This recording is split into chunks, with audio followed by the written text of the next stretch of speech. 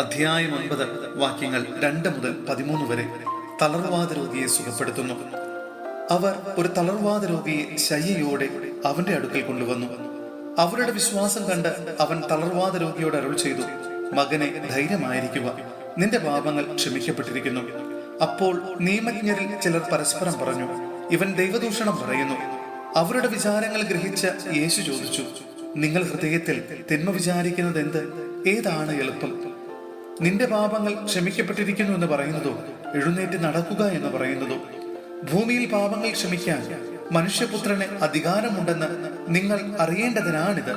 അനന്തരം അവൻ തളർവാദ രോഗിയോട് പറഞ്ഞു, എഴുന്നേറ്റ് നിന്റെ ശയ്യയും എടുത്ത് വീട്ടിലേക്ക് പോവുക.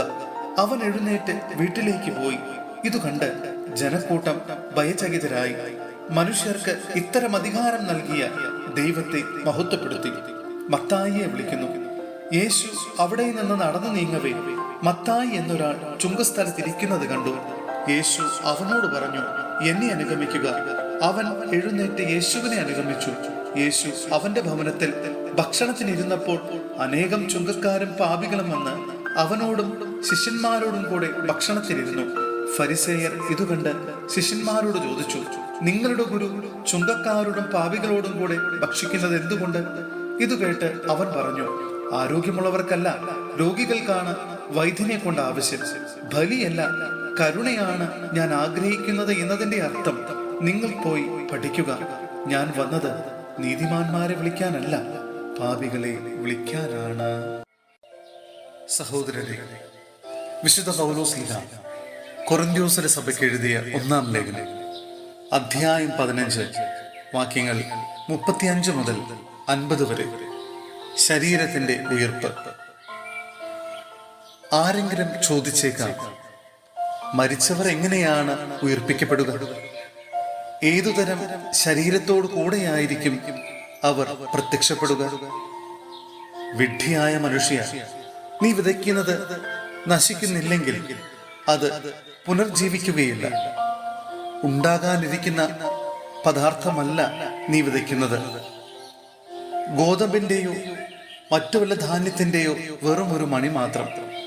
എന്നാൽ ദൈവം തന്റെ ഇഷ്ടമനുസരിച്ച് ഓരോ വിത്തിനും അതിൻ്റെതായ ശരീരം നൽകുന്നു. എല്ലാ ശരീരവും ഒന്നുപോലെയല്ല.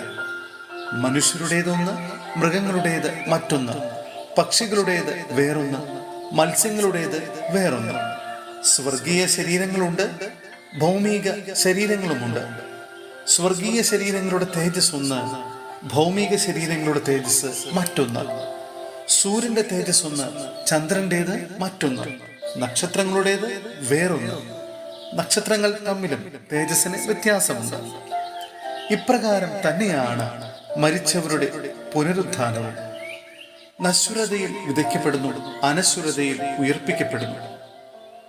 അവമാനത്തിൽ വിതയ്ക്കപ്പെടുന്നു, മഹിമയിൽ ഉയർപ്പിക്കപ്പെടുന്നു. ബലഹീനതയിൽ വിതയ്ക്കപ്പെടുന്നു, ശക്തിയിൽ ഉയർപ്പിക്കപ്പെടുന്നു. വിതയ്ക്കപ്പെടുന്നത് ഭൗതിക ശരീരം, പുനർജീവിക്കുന്നത് ആത്മീയ ശരീരം. ഭൗതിക ശരീരമുണ്ടെങ്കിൽ ആത്മീയ ശരീരവുമുണ്ട്. ആദ്യ മനുഷ്യനായ ആദം ജീവനുള്ളവനായി തീർന്നുവെന്ന് എഴുതപ്പെട്ടിരിക്കുന്നു.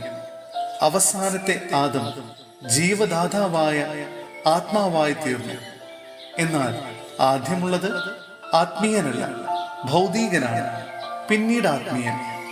ആദ്യ മനുഷ്യൻ ഭൂമിയിൽ നിന്നുള്ള ഭൗമികനാണ്. രണ്ടാമത്തെ മനുഷ്യനോ സ്വർഗത്തിൽ നിന്നുള്ളവൻ. ഭൂമിയിൽ നിന്നുള്ളവൻ എങ്ങനെയോ അങ്ങനെ തന്നെ ഭൗമികരും, സ്വർഗത്തിൽ നിന്നുള്ളവൻ എങ്ങനെയോ അങ്ങനെ തന്നെ സ്വർഗീയരും. നമ്മൾ ഭൗമികന്റെ സാദൃശ്യം ധരിച്ചതുപോലെ തന്നെ സ്വർഗീയന്റെ സാദൃശ്യവും ധരിക്കും. സഹോദരരെ, ശരീരത്തിനോ രക്തത്തിനോ ദൈവരാജ്യം അവകാശപ്പെടുത്തുക സാധ്യമല്ലെന്നും നശ്വരമായത് അനശ്വരമായതിനെ അവകാശപ്പെടുത്തുകയില്ലെന്നും ഞാൻ പറയുന്നു.